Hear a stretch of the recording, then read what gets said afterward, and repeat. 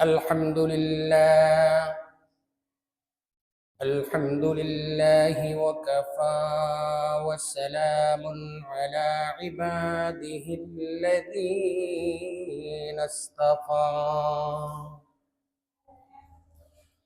عما بعد فأعوذ بالله من الشيطان الرجيم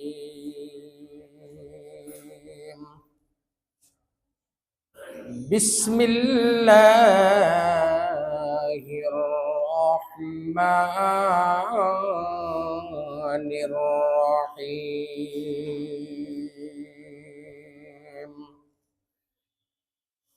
سبحان الذي أسرى بعبده ليلا من المسجد الحرام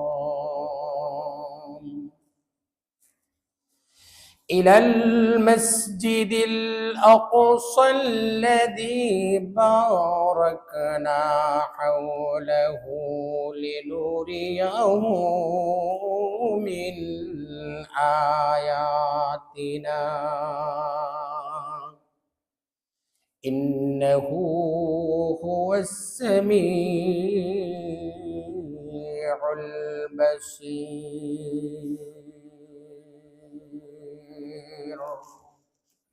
সকলেই অত্যন্ত মহব্বতের সাথে আমরা দুরূদ ইব্রাহিম পাঠ করব। আল্লাহুম্মা সাল্লি আলা মুহাম্মাদিন ওয়া আলা আলি মুহাম্মাদ كما صليت على إبراهيم وعلى آل إبراهيم إنك حميد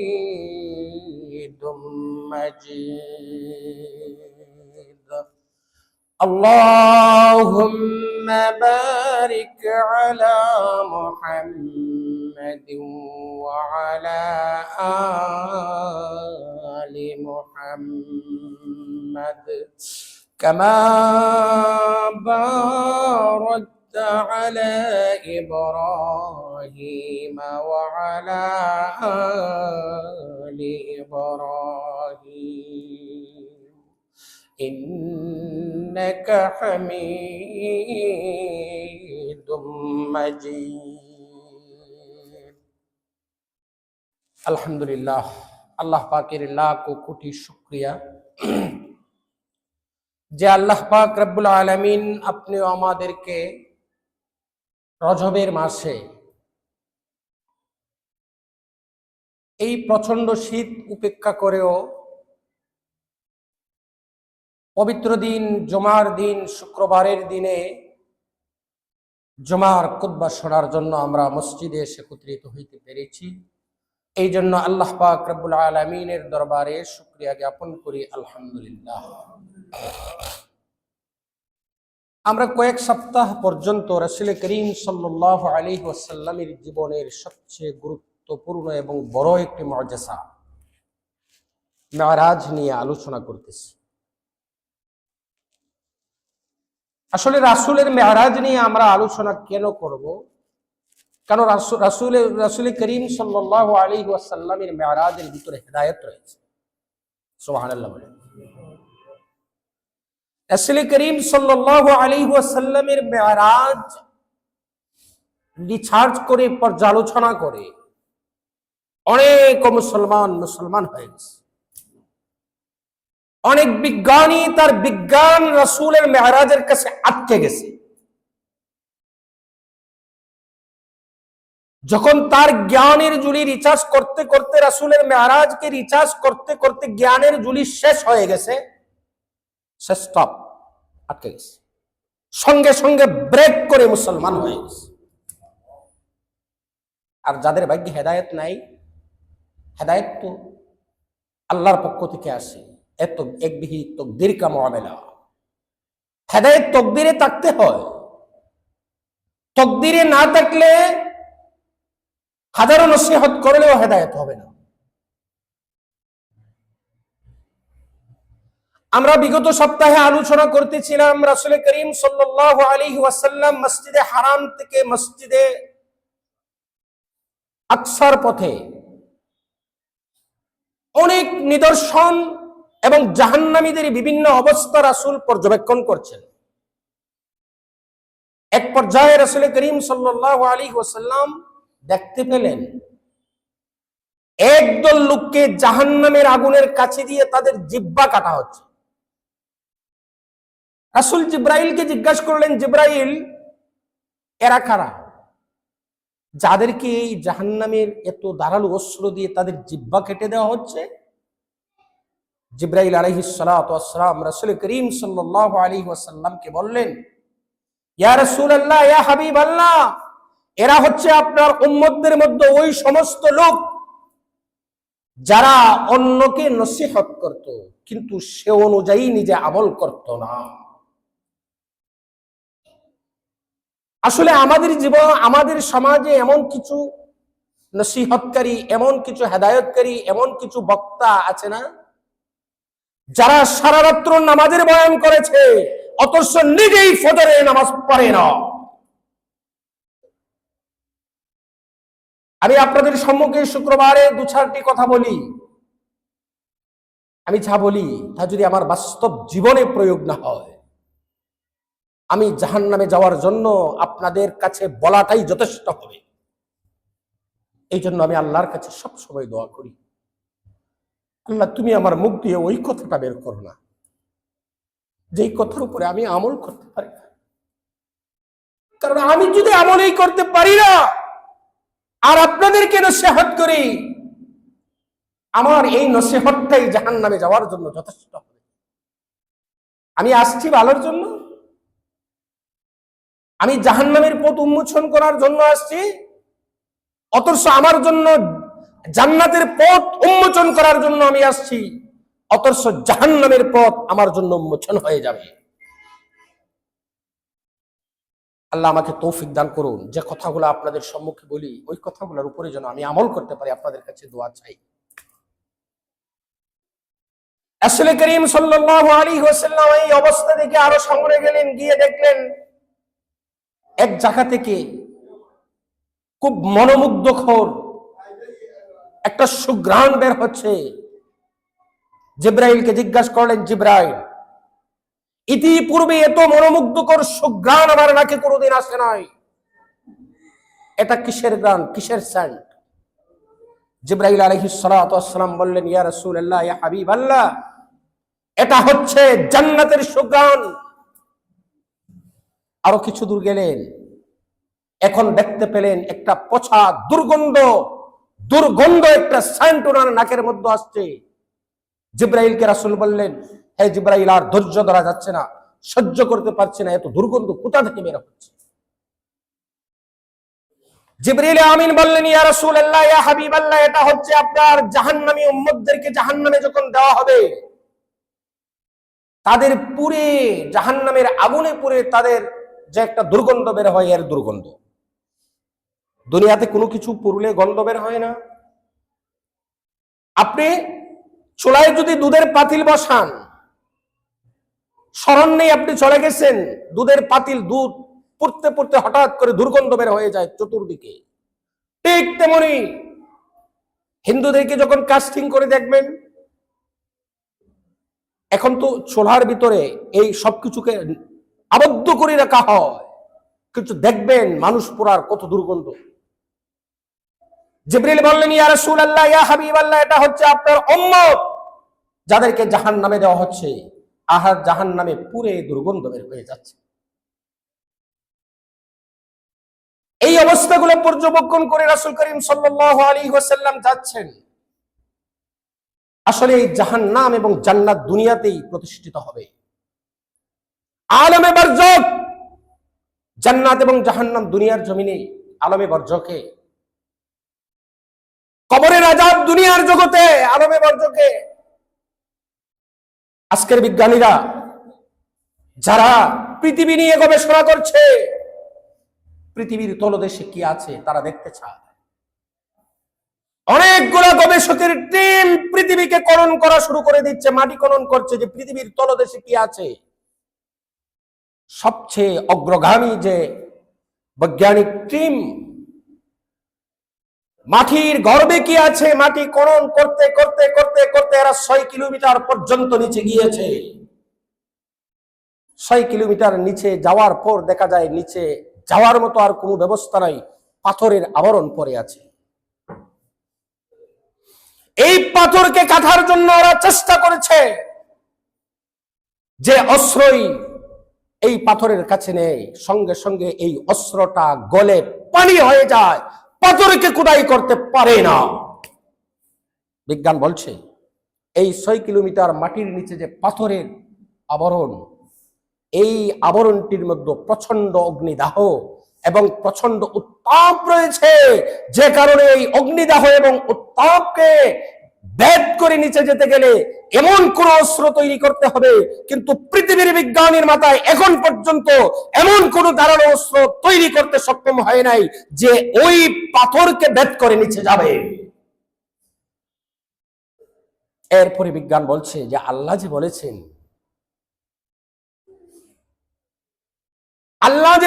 হাসরের ময়দানে আল্লাহ পাক রব্বুল আলামিন জাহান্নামকে 7 তবক মাটির নিচ থেকে উঠাবেন। এখন ওরা স্বীকার করছে, এখন ওরা বলতেছে আল্লাহ তো 1400 বছর আগেই বলে গেছেন ওয়াজিআ ইয়াউমাইযিন বিজাহান্নাম ইয়াউমাইযিন ইয়াতাযাক্কারুল ইনসানু ওয়া আন্না লাহু যিকরা। হাসরের ময়দানে আল্লাহ পাক রব্বুল আলামিন জাহান্নামকে 7 তবক মাটির নিচ থেকে উঠাবেন।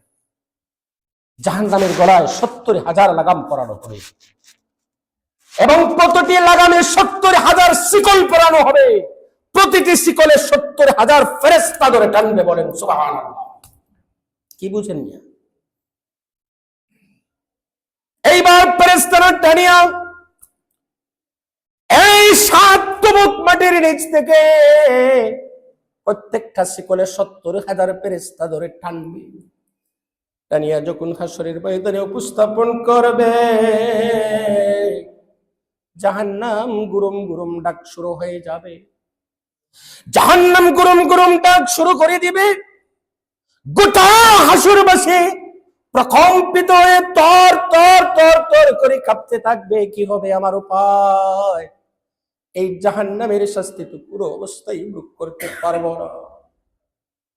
আল্লাহ বলেন ওয়াজিআ ইয়াউমাইযিন বিজাহান্নাম ইয়াউমাইযিন ইয়াতাযাক্কারুল ইনসানু ওয়া আন্না লাহু যিকরা। আল্লাহ সেদিন 7 তবক মাটির নিচ থেকে জাহান্নামকে উঠাবেন। জাহান্নামের অবস্থা দেখে নবীরা পর্যন্ত ইয়া নাফসি বলে কান্না শুরু করে দেবে, সাজদায় পড়ে কাঁদবে। হায়রে আমার কি উপায়, আমার কি উপায়, আমার কি অবস্থা হবে? এই জাহান্নামের 1 সেকেন্ডের আযাব তো আমি সহ্য করতে পারবো না। জাহান্নামের 1 সেকেন্ডের আযাব সহ্য করা যাবে? যাবে। মানুষ বুঝে শুনে মাওলার কবরে যে শুনতে হবে। বিজ্ঞান স্বীকার করছে আল্লাহ যে 7 তবক মাটির নিচ থেকে জাহান্নামকে উঠাবেন। জাহান্নামের নিদর্শন এরা পেয়েছে 6 কিলোমিটার মাটির নিচে। আল্লাহ তো বলেছেন ওয়াকুদুহান নাস ওয়াল হিজারা, জাহান্নামের লাকড়ি হবে মানুষ আর পাথর। আল্লাহ জাহান্নামকে সংকুচিত করে রেখেছেন পাথর দিয়ে, পাথরের আবরণ দিয়ে সংকুচিত করে রেখেছেন। হাসরের ময়দানে আল্লাহ পাক রব্বুল আলামিন এই জাহান্নামকে পাথরের আবরণ উঠিয়ে আল্লাহ মুক্ত করে দিবেন। জাহান্নাম দাও দাও দাও দাও করে চলতে থাকবে। এখন বিজ্ঞান জাহান্নামের অস্তিত্ব স্বীকার করেছে, এখন পর্যন্ত কবরের অস্তিত্বকে ওরা স্বীকার করে নাই, করবে। আল্লাহ যে বলেছেন কবর হয়তো জান্নাতের বাগান অথবা জাহান্নামের গাড়া। কবরের মধ্যে কমপক্ষে 99টি সাপ থাকবে, একটা সাপ যদি দুনিয়ার জমিনে একটা শ্বাস ফেলতো, তাহলে দুনিয়ার মাটি থেকে একটা সবুজ গাছের পাতাও গজাইত না। গোটা দুনিয়ার এই একটা সাপের শ্বাস ফেললে গোটা দুনিয়া অন্ধকার হয়ে যেত। আল্লাহ ওই ধরনের ৯৯টা সাপ একজন পাপিষ্টের কবরের মধ্যে নিযুক্ত করবেন। ২৪টি ঘন্টা থেকে পাপিষ্টের কবরের মধ্যে এই সাপগুলা কামড়াতে থাকবে। আর কিছুদিন বাকি অপেক্ষা করুন। আর দুজকের অস্তিত্বকে যেহেতু স্বীকার করেছে, কবরে যে আল্লাহ সাপ নিয়োগ করবেন, আযাব দিবেন, কবরের আযাবকে ওরা স্বীকার করবে। এই সমস্ত অবস্থা পর্যবেক্ষণ করে রাসূল করিম সাল্লাল্লাহু আলাইহি ওয়াসাল্লাম সামনের দিকে গেলেন। সামনের দিকে যাইতে যাইতে বাইতুল মুকাদ্দাস পর্যন্ত পৌঁছলেন। বাইতুল মুকাদ্দাস গিয়ে উনি একটা আংটার সাথে ওনার সোয়ারিটাকে বাঁধলেন। সোয়ারির নাম কি? বরাক। বরাক। কেউ কেউ বলেন মুহাম্মদুর রাসূলুল্লাহর বুরককে ওই আংটার মধ্যে বেঁধেছিলেন, যার যে আংটার মধ্যে অন্যান্য নবীগণ তাদের সোয়ারিকে বাঁধতেন। কেউ কেউ বলেন না, হযরত জিবরাইল আলাইহিস সালাতু ওয়াস সালাম একটা পাথরকে আঙ্গুল দিয়ে ছিদ্র করে এই সোয়ারিটাকে বেঁধে রেখেছিলেন। রাসূল মসজিদে আকসার ভিতরে প্রবেশ করলেন। মসজিদে আকসার ভিতরে প্রবেশ করে রাসূল 2 রাকাত নামাজ পড়লেন, তাহিয়াতুল মসজিদ। তাহিয়াতুল মসজিদ আমরা যারা জুমার নামাজে আগে আসি, মসজিদের ভিতরে ঢুকি, তাহিয়াতুল মসজিদ 2 রাকাত নফল নামাজ আদায় করব ইনশাআল্লাহ। করব তো ইনশাআল্লাহ। রাসূল করেছেন। রাসূল 2 রাকাত নামাজ আদায় করে দেখেন মসজিদে আকসার ভিতরে সারিবদ্ধভাবে লক্ষ লক্ষ নবী রাসূল বসা আছেন। অসংখ্য ফেরেশতা সারিবদ্ধভাবে বসা আছে। চতুর্দিক রব লক্ষাধিক নবী রাসূলের জন্য ইন্তজার করছেন। লক্ষাধিক নবী রাসূলকে অভ্যর্থনা দেওয়ার জন্য অপেক্ষা করছেন। সারিবদ্ধভাবে বসা আছেন।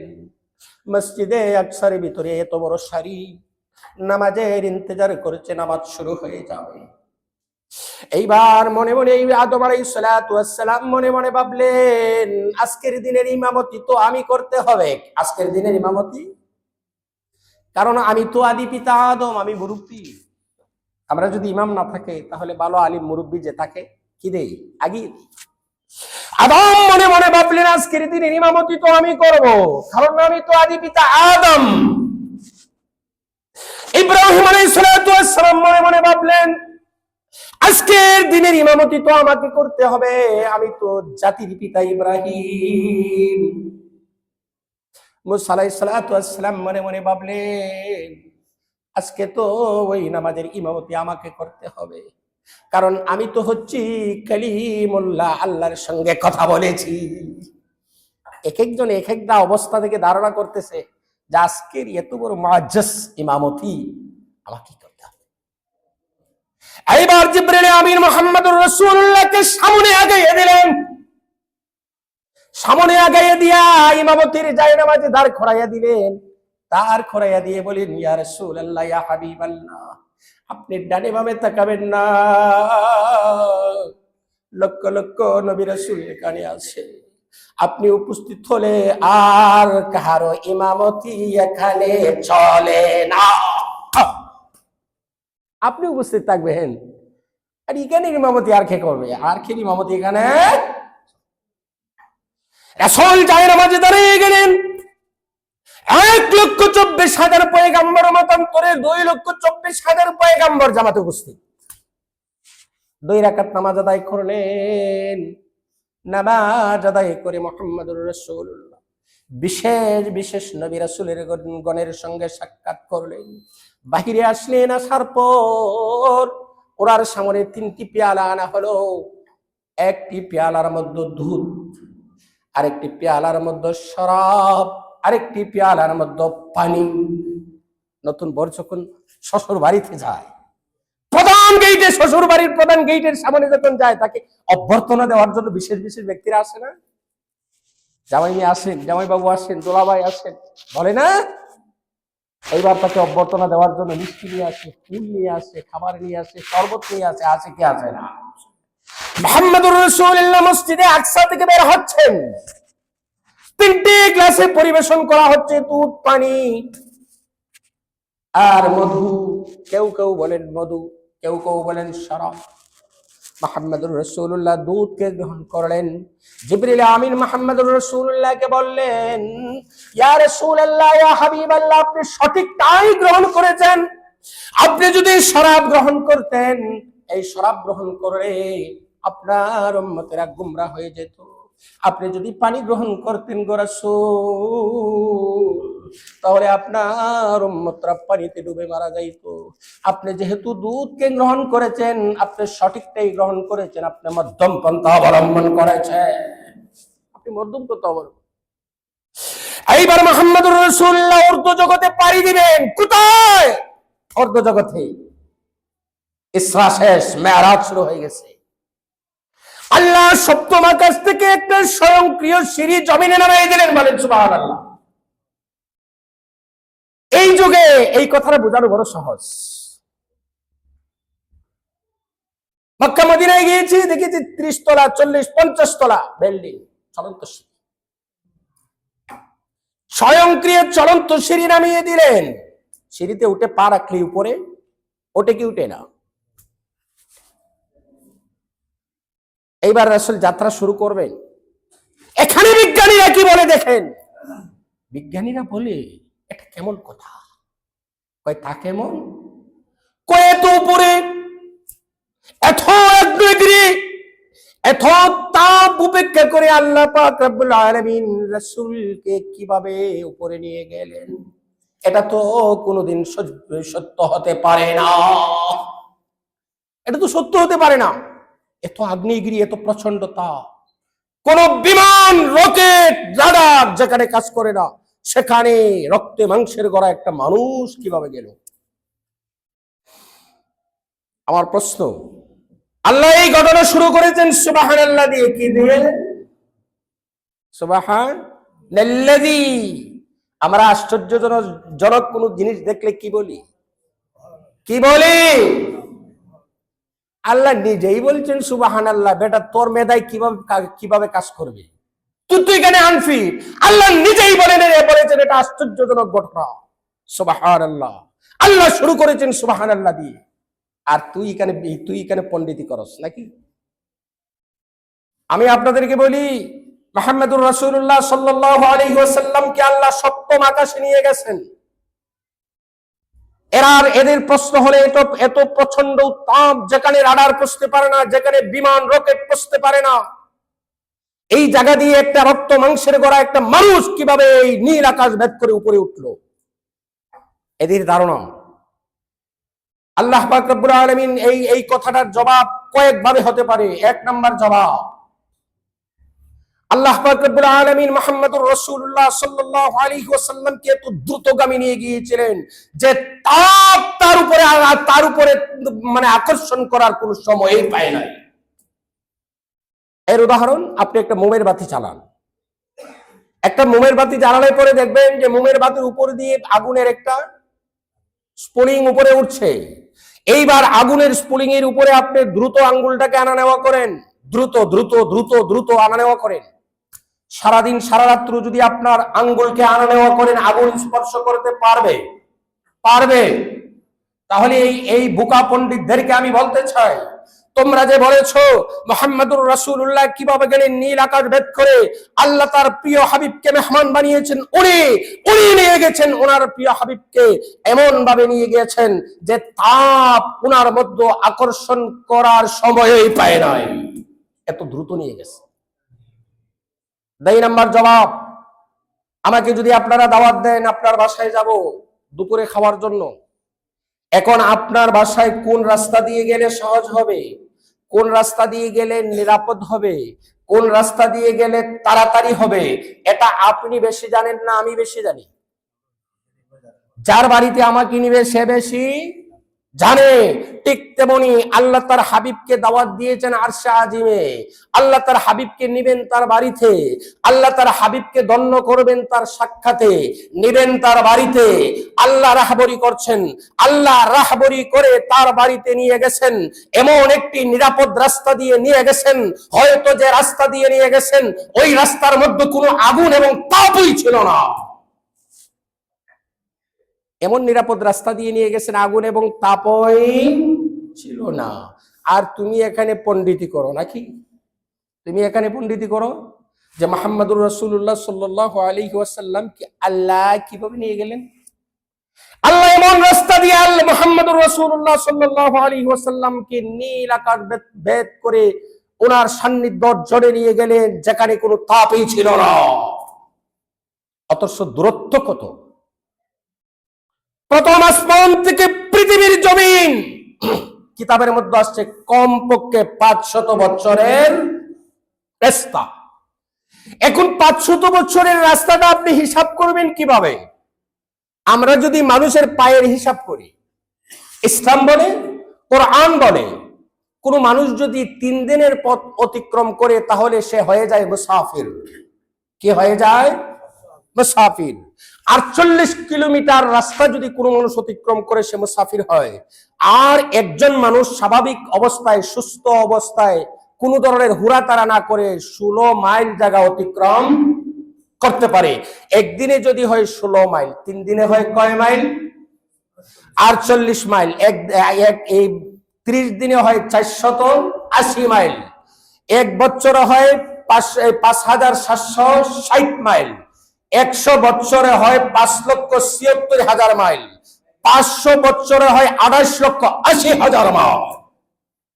যদি এটা মানুষের পায়ের রাস্তা হয় তাহলে এর সময় লাগবে 28,76,000 মাইল দূরত্ব প্রথম আকাশে। আর এই দূরত্বটা যদি বুরাকের হয়, আমি কি বলেছিলাম গত সপ্তাহে, বুরাকের 1 কদম পরে দৃষ্টির শেষ সীমায় গিয়ে, দৃষ্টির এই সামনে যদি কোনো বাড়িঘর গাছপালা না থাকে 20-30 কিলোমিটার দূর পর্যন্ত আপনার চোখকে আয়ত্ত করতে পারবেন কি পারবেন না?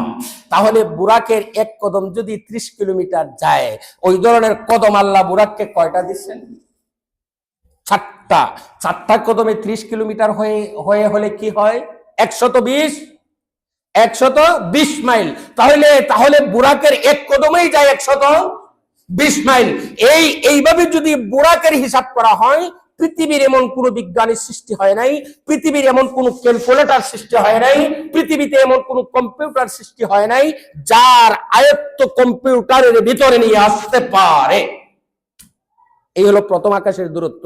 ওই ধরনের কয়টা আকাশ? 7টা।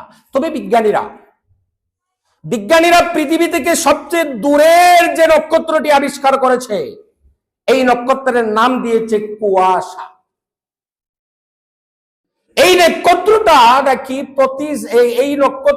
নাকি 1000 কোটি আলোক বর্ষ দূরে। সুবহানাল্লাহ বলেন। এই নক্ষত্রটা 1000 কোটি আলোক বর্ষ দূরে। আর আলোর গতি প্রতি সেকেন্ডে 1,86,000 মাইল। আলোর গতি প্রতি সেকেন্ডে 1,86,000 মাইল, মানে 3 লক্ষ কিলোমিটার। তাহলে 3 লক্ষ কিলোমিটার প্রতি সেকেন্ডে আলোর গতি। পৃথিবীবাসী যদি কোনোদিন বা কোনো সময় এমন কোন বিজ্ঞানী বা পণ্ডিত তৈরি হয়, এমন কোন রাডার বা রকেট বা যানবাহন আবিষ্কার করতে পারে যার গতি হবে প্রতি সেকেন্ডে 1,86,000 মাইল, প্রতি সেকেন্ডে 1,86,000 মাইল। বিজ্ঞান বলে ওই ধরনের রাডার তৈরি করলে দুনিয়া থেকে প্রথম আকাশে যেতে লাগবে 1000 কোটি বছর। সুবহানাল্লাহ বলবেন না? এই আল্লাহ ঘটনা শুরু করছে, সুবহানাল্লাহ। আপনি এই ঘটনা শুনেন, সুবহানাল্লাহ বলেন না? আল্লাহ বলেন আমি সুবহানাল্লাহ দিয়ে শুরু করেছি এই ঘটনা।